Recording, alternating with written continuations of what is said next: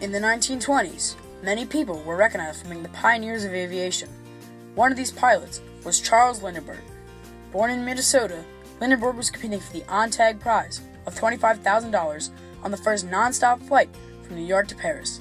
When he hit a dangerous storm, Lindbergh was forced to fly low over the Atlantic Ocean, becoming the first person to ever do so. When he arrived in Paris, 100,000 people were waiting for him to celebrate.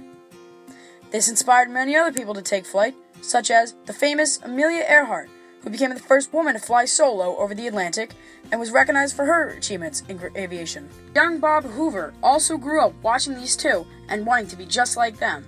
He was rewarded later in his life with the Purple Heart in his bravery in World War I and the Korean War for flying.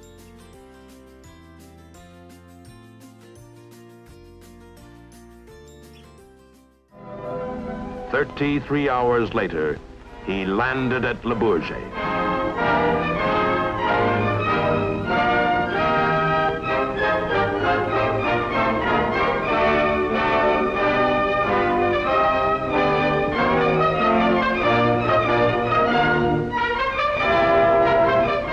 Paris went hysterical, and so did New York.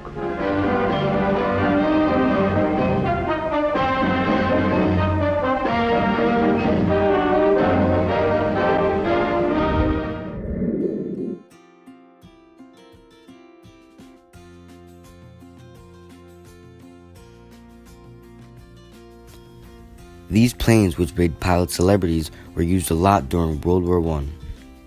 After the war ended, the United States government offered thousands of surplus warplanes for sale at bargain prices. These cheap planes were also made out of cheap and unsafe material, such as wood and canvas. A vast majority of the buyer of these planes were wartime pilots. They knew the dangers of flying these unsafe planes, but continued to fly in a dangerous style called barnstorming. Other consumers of these military planes was the U.S. Post Office. The U.S. Post Office bought surplus military planes and used them to fly mail between cities such as New York and San Francisco. This practice was called transcontinental airmail. Transcontinental airmail greatly aided the growth of commercial aviation in this era.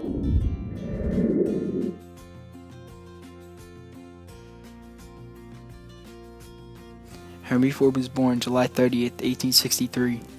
Henry did not just make planes, but automobiles as well. Henry's automobile invention helped out Americans plenty by making it faster for people to get to places, as well as give women and children a sense of freedom. It also gave Americans a sense of ownership, and even made transportation more enjoyable. Henry's inventions were a big impact on Americans, and did more than just a few things mentioned previously, like ending isolation for farmers, and where Americans lived. On top of that, made suburbs grow more quickly than cities. The assembly line also helped Americans out by lowering car prices from $8.50 to lower than $300. As a result of the assembly line, American workers bought lots of cars, and urban workers did not have to live within walking distance.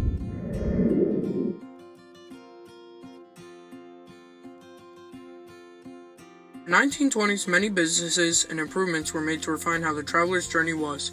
Improvements include the Federal Highway Act of 1916 to address the problems of dirt tracks. Congress passed another Highway Act in 1921 that supported road building. Due to the mass development of highways and roads, travel was faster because drivers didn't get stuck in the mud in the dirt tracks. The roads had to be redesigned to accommodate the automobiles. Road rules were introduced because of the huge increase in the death toll from car accidents.